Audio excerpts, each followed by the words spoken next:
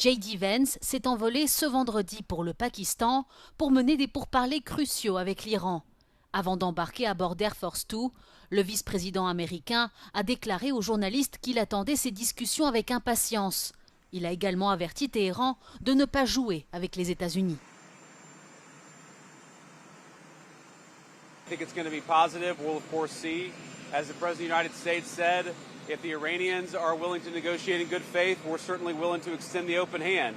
De son côté, le Premier ministre britannique Keir Starmer s'est entretenu avec de hauts responsables qataris au sujet des pourparlers entre Washington et Téhéran lors de sa tournée diplomatique dans les pays du Golfe. Selon lui, la trêve conclue dans la nuit de mardi à mercredi reste fragile. A sense that it's fragile, that more work is needed, that the Strait of Hormuz has to be part of the solution, a very strong sense that there can't be tolling or restrictions on that navigation.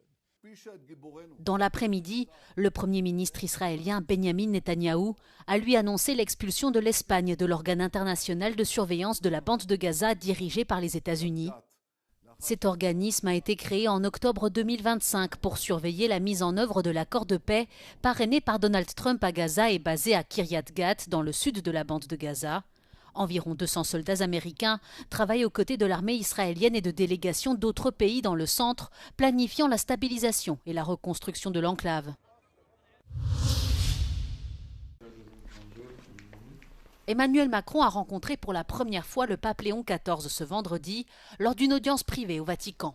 Accompagné de son épouse Brigitte Macron, le président français a été reçu au palais apostolique où il s'est entretenu en privé avec le pape pendant 1 heure, une durée nettement supérieure à l'usage pour une audience papale. Parmi les sujets abordés, la résolution de la crise au Moyen-Orient en mettant l'accent sur le Liban, où des frappes israéliennes particulièrement meurtrières menacent un cessez-le-feu de 2 semaines entre les États-Unis et l'Iran. Le pape Léon XIV s'est rendu au Liban l'année dernière dans le cadre de son premier voyage à l'étranger et a prié à plusieurs reprises pour les victimes du conflit. Ces derniers jours, Emmanuel Macron et Léon XIV ont également haussé le ton à l'égard de Donald Trump. Après l'annonce d'une trêve entre Washington et Téhéran dans la nuit de mardi à mercredi, tous deux ont exhorté à traduire l'accalmie en une résolution diplomatique durable.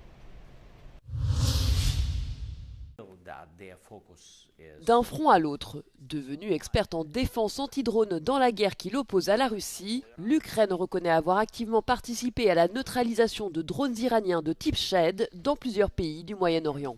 Le président Volodymyr Zelensky a publiquement reconnu ces opérations mercredi dans des propos tenus devant des journalistes et soumis à embargo jusqu'à vendredi, sans toutefois préciser dans quel pays les forces ukrainiennes sont intervenues.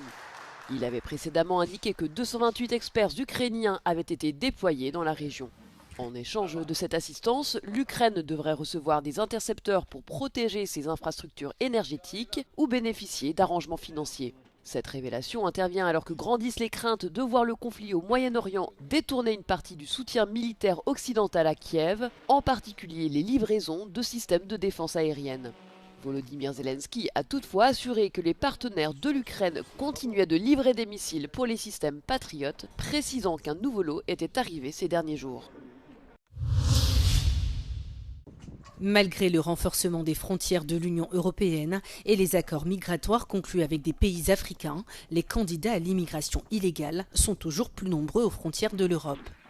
Selon un rapport du Centre international pour le développement des politiques migratoires, les récentes restrictions n'ont fait que détourner temporairement les itinéraires de migration illégale.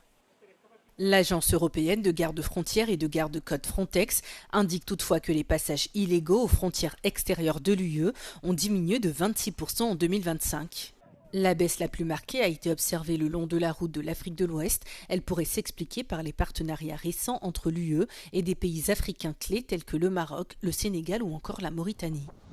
Le pacte sur l'asile et les migrations a également harmonisé les procédures frontalières et la gestion des arrivées irrégulières dans toute l'Union européenne. Cependant, la route reliant la Mauritanie aux îles Canaries a été détournée. Les départs s'effectuent désormais depuis la Gambie ou la Guinée.